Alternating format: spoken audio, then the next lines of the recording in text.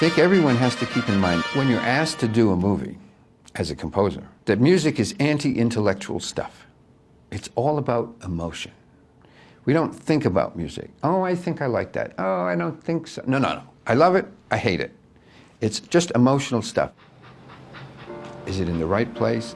Is it in the wrong place? Is it the right mood, the wrong mood?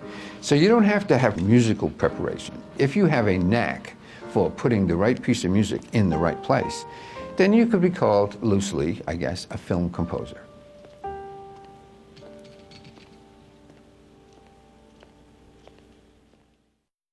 In the very beginning, when John Avildsen and I were going to be involved in the project after they'd selected me, John and I, to my recollection, had never been to a professional fight.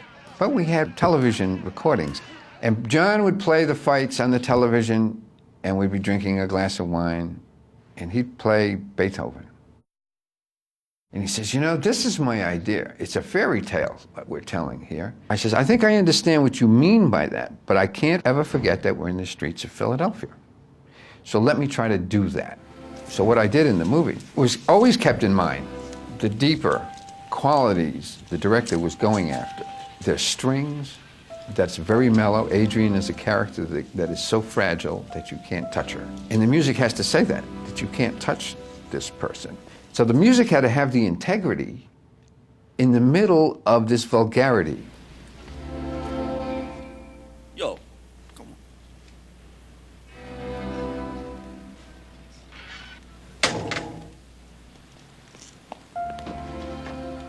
It's exactly what you're looking at, and it's the streets of Philadelphia. They're not sophisticated people. They're not rich people. They're not educated people. But they have soul, they have heart, they have integrity. And the music is attempting to show that dignity that they do have in spite of what we're looking at. Yo. It's okay. I'm sorry. Hey.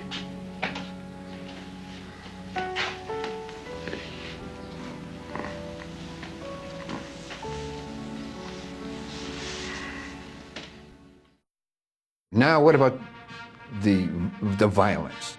How do you address the violence? Well, with a punch to the face. When the trumpets play, they punch you in the face.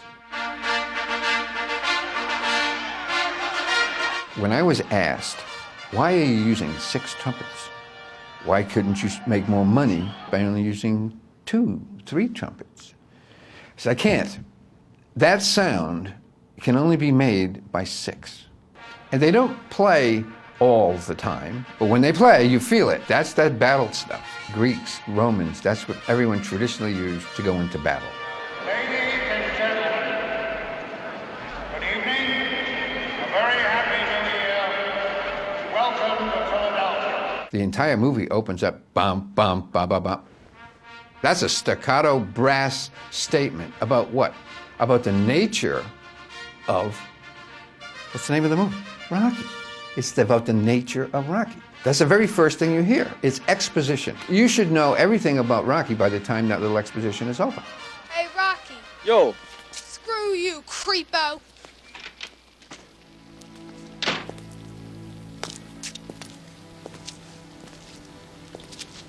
Yeah, who are you to give advice, creepo?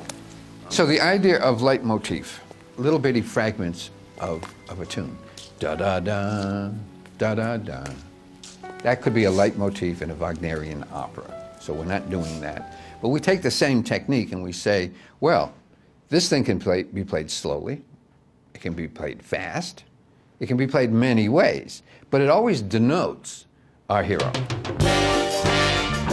Then the first time you hear plink, plink, plink, plink, this is sad, weepy stuff. Eventually that sad, weepy stuff gets married to that brass staccato stuff. And because we're in the streets of Philadelphia, we have a rhythm section behind us.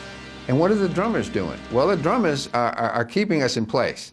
We're still today in Philadelphia with street people and the guitar guy cranking it along. We had a cue that's called a montage. Now, a montage is just accumulating of things. It's what an aria is in an opera. John says to me, the composer, Bill, give me a minute and a half's worth of music, please. It's easier to cut film sometimes if you have the music first.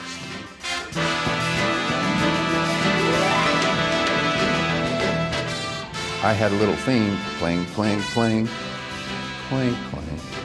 Everything we've led to believe up until this point, of course, is like, there's no way. Intellectually, there's no way that this guy could do what he's going to be asked to do in the 11th and 12th reel. But in the 10th reel, he's going to train for it. So John says, let's make the audience think he can do it. So John goes, Bill, I need another 30 seconds. He's got this medicine ball and this one-hand push-up. Can you give me another 30 seconds? So I go home. I add another I tack on another 30 seconds to the original minute and a half. Okay. John goes, yeah, Bill, he's running in this. I just need another 30 seconds. So the point is, from a minute and a half, in 30-second increments, we kind of worked our way up to 3 minutes of training. And then John says,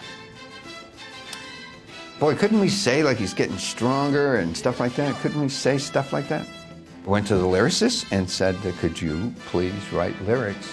John was like, not a lot of lyrics, just sometimes he's getting stronger and just little bitty stuff.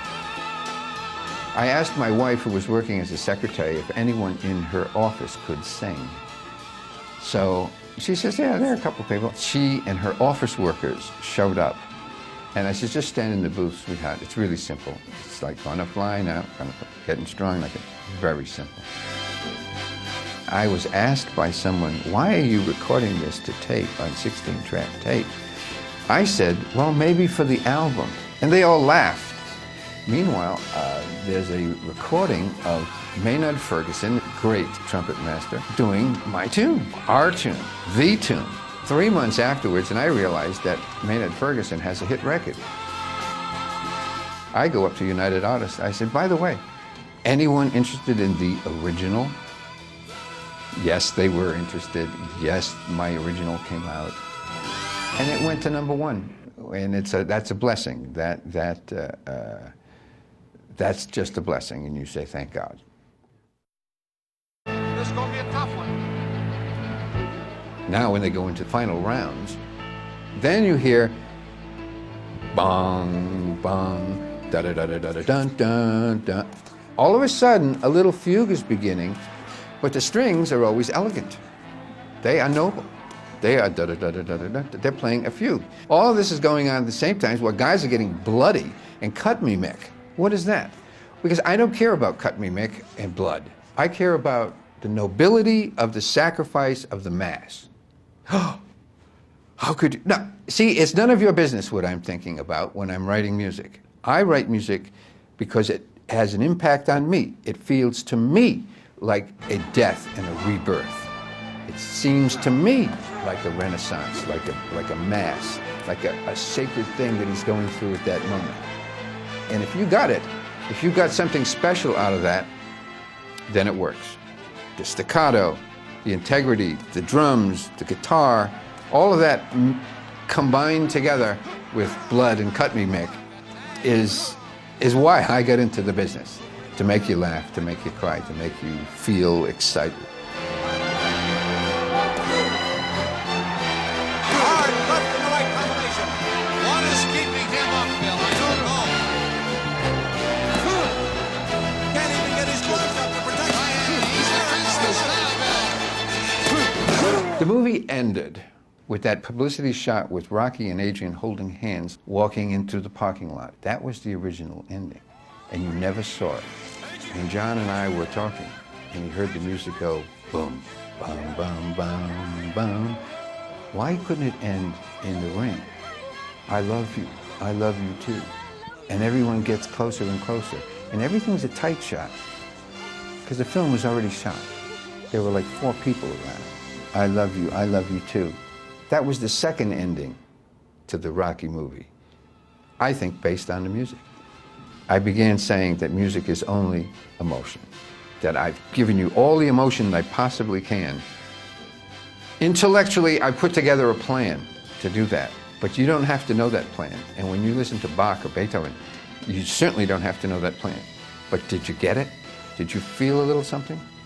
You hear a tune and it makes you think of your historical past. You go, ooh. It makes you laugh, it makes you cry. All these wonderful things that music does. The ultimate fantasy. It's not literal. The music plays. It goes in here. There are no pictures. What do? You feel it. My goodness.